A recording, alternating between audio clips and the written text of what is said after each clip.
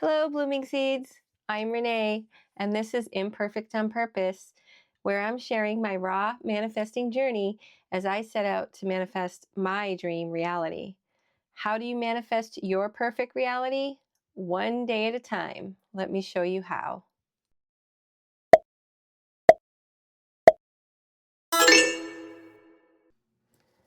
Today is Thursday, September 25th, day 236 of my journey. And it's one of those rainy, drizzly days where you just can't help but get reflective. So I did my normal visualization thing this morning, and I realized something important. I need to start getting crystal clear on what I want, because if I don't know what I want, how can the universe possibly fill my order?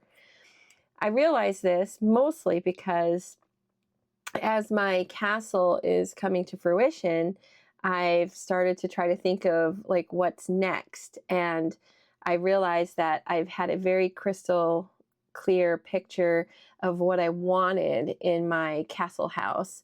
And the rest of like my future reality is a little bit more fuzzy. So that's what I mean when I say I need to get a little bit more clear for my own manifesting purposes. Paul McKenna says, if you're overwhelmed, you're doing too much. And I felt a little bit of that today as I was trying to figure out like what else I want to do in my perfect reality. And my mind was racing through all these amazing things that I'd love to manifest.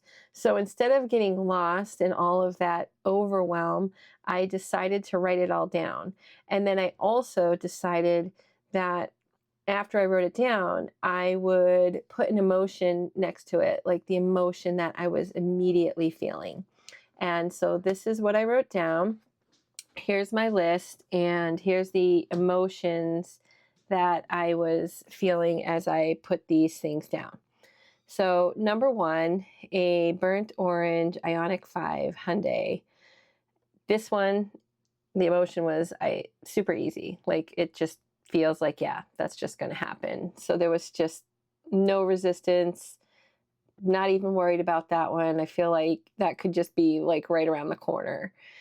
The next one is about my new castle house. So I said I want my new castle house to be completely renovated, including a new roof with solar on it, the barn to be renovated to be extra, almost maybe like a guest house, the attic, full walk-up attic, I want that like finished out to be the man cave.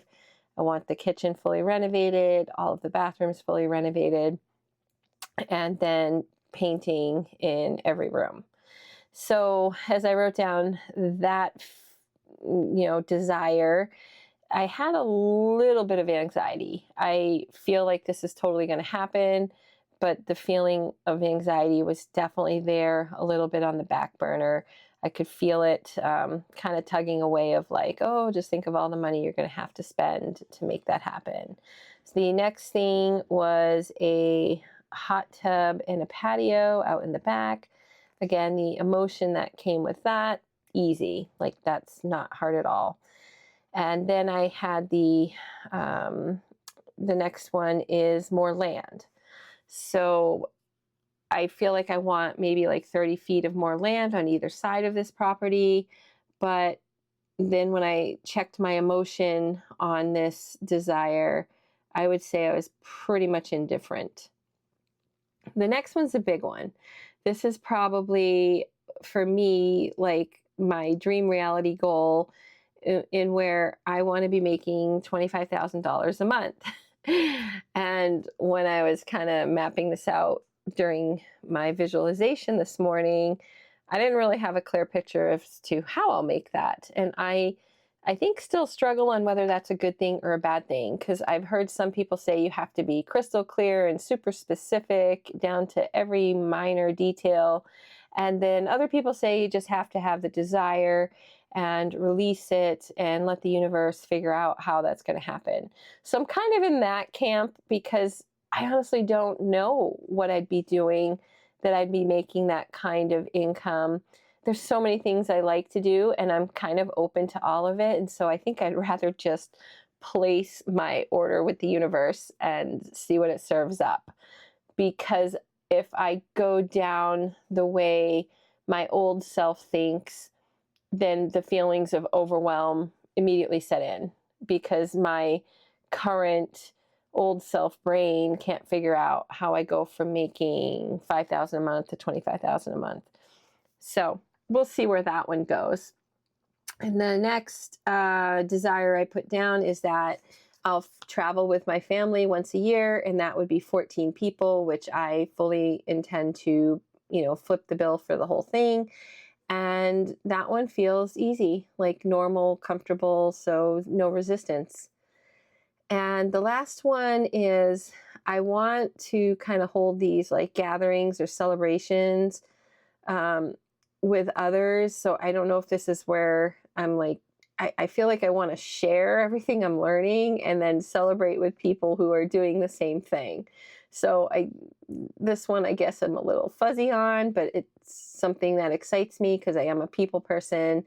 And when I check the emotion on that, it feels fun and natural and inevitable.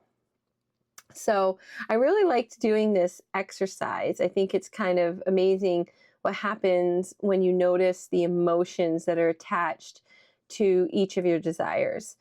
So the easy ones, I guess I'm already aligned, right? Like I'm not even worried about it. I've put the order out there and yeah, like waiting for it to just show up, and I will be ready to receive when it does. The other ones that have either some anxiety or some doubt or even maybe a bit of overwhelm. So I plan to kind of go back to those and try to peel it back and get to the root of those limiting beliefs or those emotions that might be in the way of me just fully manifesting my desires. So before I sign off for today, I want to share one last thing that I happened to notice through all of my morning practices. In just 5 days, I'll be closing on my castle house. And throughout the day, my old self has continued to show up. It's the self that loved comfort, predictability, and a steady paycheck, even if it meant long hours. I was even catching myself wishing I could go back to that version of life. I feel like, oh, could I just make all this go away and just keep everything the same? And then I started to even feel like a failure for thinking that way. So this just proves like how deep that perfectionism runs in me, how that negative self-talk of you're a failure, right? It like, well, how am I a failure? I've just manifested my dream castle, but I am obviously like struggling here. And I want to share that because I've been posting about this struggle, about releasing the old me so I can step into the new me. Like, how does the new Renee, behave? Like, what are her habits? What are her thoughts? What are her words? The Renee that lives in this dream reality. And I don't want you to think that it's like a one and done. Like, it's almost been every day where I've had to go back and ground myself and reset, which is why I've made those meditation reflective videos for myself so that I can just go back and say, thank you, old Renee. Thank you for keeping me safe.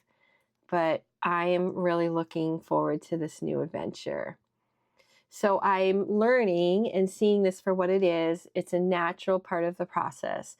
So if you're having these feelings and you feel like you're 2 steps forward and 1 step back, I'm assuming it's part of the process because it's definitely part of mine. My old self just doesn't want to go quietly, and it's clinging and it's bargaining, but that doesn't make me a failure as a manifester. It just makes me human. So today my focus is simple. I'm going to do all the small things that my future self does. Write a letter, post something and take aligned actions with the Renee that I'm stepping into.